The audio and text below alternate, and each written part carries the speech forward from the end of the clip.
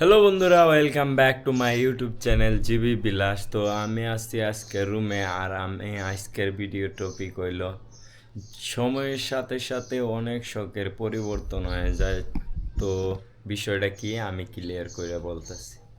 যখন ছোট ছিলাম তখন বন্ধুদের সাথে টাকা জমিয়ে ফুটবল কেনার ইচ্ছা হতো।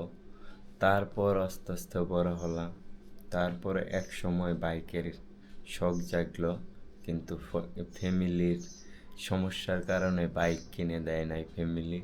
তারপর 2019-20-এর দিকে ফ্রি ফায়ার খেলতাম তখন প্রচুর। আর তখন মোবাইলে খেলতাম, ভাবতাম যদি আমার কাছে একটা পিসি থাকতো বা সেট আপ থাকতো তো আমি প্রচুর লেভেলের খেলতে পারতাম। কিন্তু আজকে এই শখটাও মরে গেছে। এখন আমার রুমে পিসি, গেম মনে করেন খুব সুন্দর চলে, এত সুন্দর চলে যা বলার বাহিরে, কিন্তু গেম খেলি না। আসলে সময়ের সাথে সাথে সব শখ মরে যায়।